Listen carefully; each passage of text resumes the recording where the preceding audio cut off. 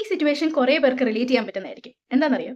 നമ്മുടെ ലൈഫിൽ ഫോറെവർ നിൽക്കും എന്ന് വിചാരിച്ചിരുന്ന ആൾക്കാര്, ആരില്ലെങ്കിലും ഇവര് നമ്മുടെ കൂടെ ഉണ്ടാവും എന്നൊക്കെ വിചാരിച്ചിരുന്ന ആൾക്കാര് പെട്ടെന്ന് ഒരു ദിവസം നമ്മുടെ ലൈഫിൽ നിന്ന് ഇറങ്ങിപ്പോയ ഒരു ഒരു സിറ്റുവേഷൻ കുറേ പേർക്ക് വന്നിട്ടുണ്ടാവും. ആ ടൈമിൽ നമുക്കുണ്ടാകുന്ന ഒരു അവസ്ഥയുണ്ടല്ലോ, ഉയ്യോ! അത് അപാരമായ ഒരു അവസ്ഥയാണ്. കാരണം നമ്മുടെ ലൈഫിൽ എന്താണ് ഇനി മീനിങ്?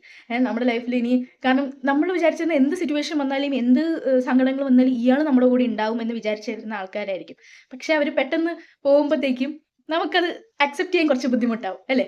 അപ്പം ഇങ്ങനെ സിറ്റുവേഷൻസ് വരുമ്പത്തേക്കും നമ്മൾ ഭയങ്കരമായിട്ട് ഡൗൺ ആവും. ആ ടൈമിലാണ് നമുക്ക് മനസ്സിലാവുന്നത് നമുക്ക് നമ്മള് മാത്രമേ ഉള്ളൂ. ഏഹ് അപ്പം നമുക്ക് നമ്മളുണ്ടെങ്കിൽ ആരൊക്കെ വന്നാലും പോയാലും നമുക്ക് നമ്മളുണ്ടെങ്കിൽ നമുക്ക് വീണ്ടും റീബിൽഡ് ചെയ്യാനും ഗ്രോ ചെയ്യാനായിട്ടുള്ളൊരു പവർ ദൈവം നമുക്ക് തന്നിട്ടുണ്ട്. ആ പവർ നമ്മൾ യൂസ് ചെയ്യുക. അല്ലാതെ അവിടെ ഡിപ്രഷൻ അടിച്ച് ഇരിക്കരുത്. ഇനിയിപ്പോൾ എൻ്റെ ജീവിതത്തിന് അർത്ഥം ഇല്ലേ, എനിക്കിനി ആരും ഇല്ലേ എന്നൊക്കെ പറഞ്ഞിട്ട് നമ്മൾ അങ്ങനെ ഇരിക്കരുത്. പക്ഷെ അതിന് പകരമായിട്ട് നമുക്ക് നമ്മളുണ്ട്. വേറെ ആര് വേണം, നമുക്ക് നമ്മൾ തന്നെയാണ്. ഭയങ്കര ധാരാളം അത് തന്നെയാണ്.